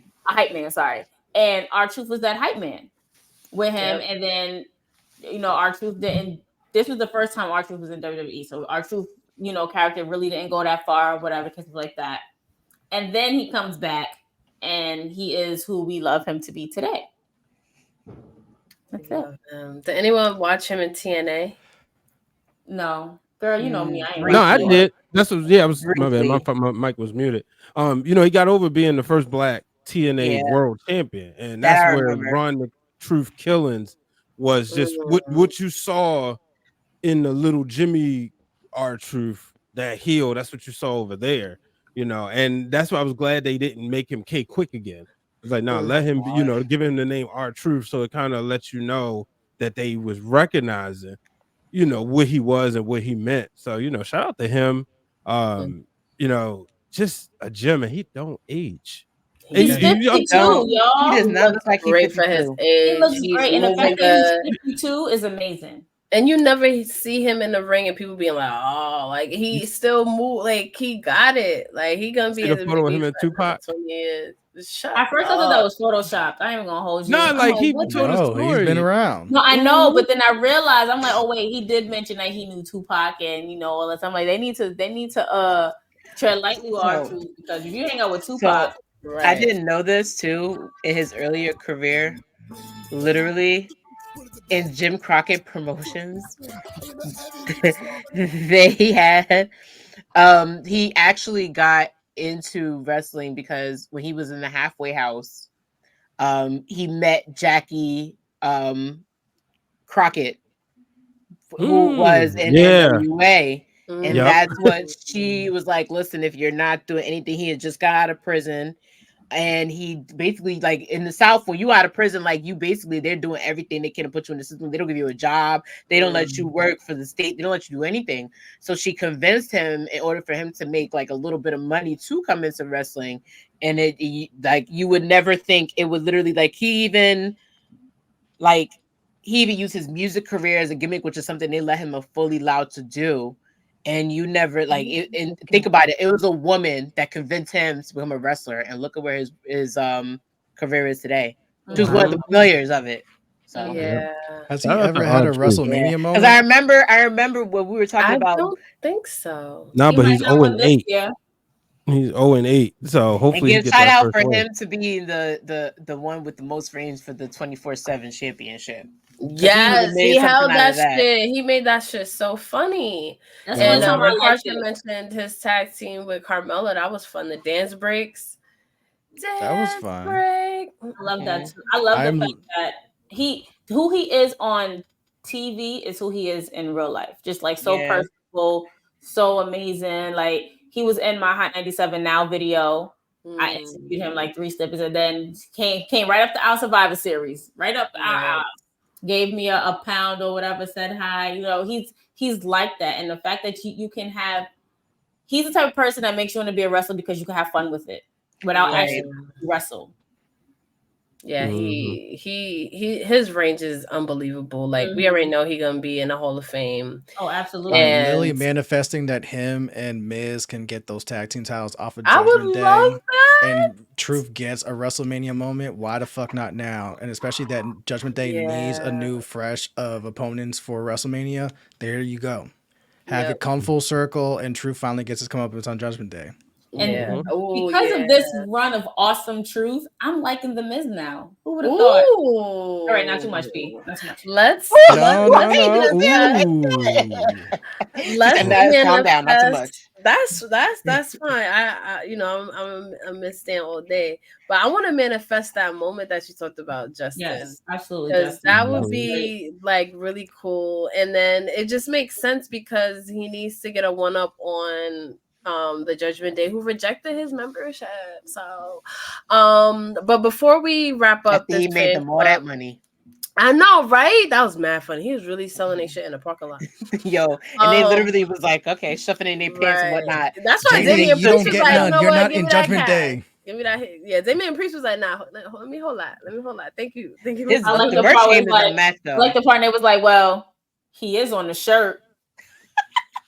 Damn, I gotta get me one of those. I gotta get me one of those too. For real. I gotta get me one of the list with R-Truth. R-Truth on it. Where they taped it. Yeah, that shit is hilarious. But before we wrap up the fan club, I want to mention really quick Ron Simmons, because he also made history as the first Black NWA champion. And he was in the Nation of Domination. So he was a part of a lot of things. APA we just mentioned. So he's a big part of my childhood. As well as you guys. We got to meet him in Philly a couple years ago, and he couldn't be any sweeter. Like, I was genuinely shocked at how nice he was to us. He was like, make sure you get a good picture. Like, he was so great. He said, damn. And Brian, I like that pop when Brian popped. Yo, Brian, I love that. I wish I would have put that on camera. I love that. That was a really cool moment. So I just wanted to make sure that we mentioned Ron Simmons, because he's pretty great. I want to thank all of our fan club VIPs that showed up in the building as always. Andre, Rakarsha, Black Thoughts, Matt, I haven't seen Dylan in a while, but we miss you. Dylan was in the building. Anyone new that came through to the fan club, Bacon Genie, thank you for coming through. We are here every Wednesday for TWG Fan Club, our weekly wrestling fan club. We talk about a variety of topics, no negativity. It's just wrestling fans just talking about wrestling. So I'm glad that we were able to close out Black History Month and celebrate and give some of these Black wrestlers flowers. I even discovered, and I'm still learning about Black, more Black wrestlers that now I'm like, oh, let me go and, watch some YouTube clips and make sure, I give them, their praise. If there's anyone we didn't mention, let us know in the comments, and, we'll real quick, we're giving a real quick Norman Smiley.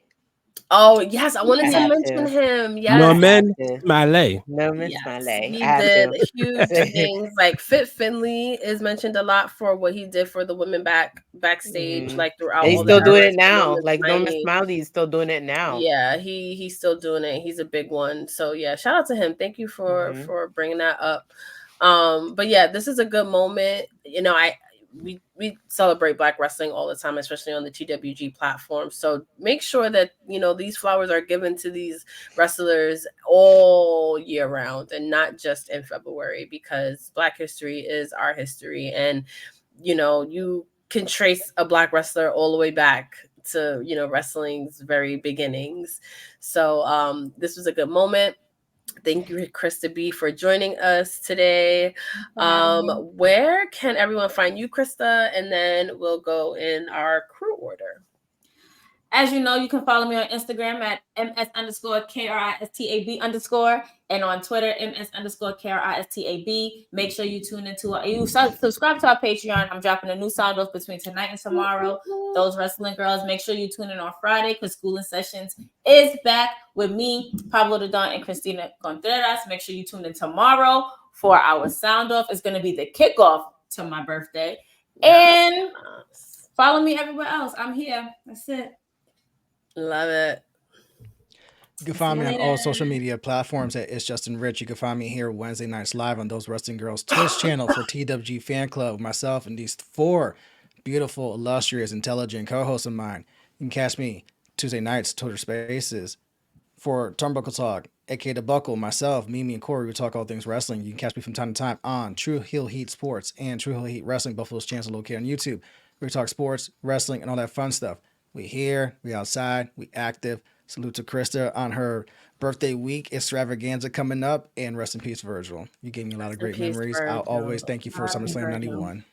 You can find me at Brian H. Waters on X, Threads, Instagram, and TikTok, and YouTube, Brian H. Waters. And make sure you check me out on Mass Man Show this week. Also the Press Box. Also Bros Who Think. Shout out to my guy Lyndon. He brought me on the annual after pay-per-view tradition. Of course, right here every week, Wednesday, 7 o'clock. But before that, there's Wednesday Worldwide. Today we talked about why I think Seth Rollins will make his way to being Player Hater of the Year. And then tonight, the Wrestling Realm Now podcast, 10:45. Make sure you check it out as we get ready to get on the road to WrestleMania. And as always, this is your honorary wrestling girl, Seindole B. As I'm in the building, you can catch me everywhere except for Facebook. I ain't on Facebook, so if y'all checking for me on Facebook, don't check for me there. But you can catch me on Instagram. You can catch me on Instagram, TikTok, and YouTube at Reload Relive. You can catch me now on Twitch at Reload Relive. You can catch me on Twitter at Relive via Film. You can catch me every Tuesday hosting the best pre-show party ever before NXT called Watch What Happens NXT. This past week, we discussed everything going on from Roxanne having a strong ass pimp hand and beef with every woman in the locker room at this point to Carmelo Hayes totally dripping into his villainous errors. So you don't want to miss that. This Tuesday coming up, we're going to drop the pre-show name. We're actually going to host a watch party because it is NXT Roadblock. You already know before the road stand delivered, there's always a roadblock. A lot of exciting matches are already being put together in place. And I know I'm going to have some awesome co-hosts with me because I feel like as much as I love to talk to you guys in this beautiful camera, I need some people that are going to enjoy the mess tone of watching the show with me. So stay tuned for that. Details coming soon.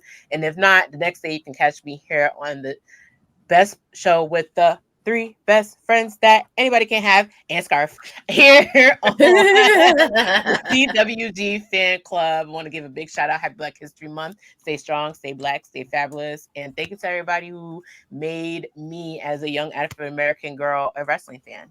Oh, I love that. I love that.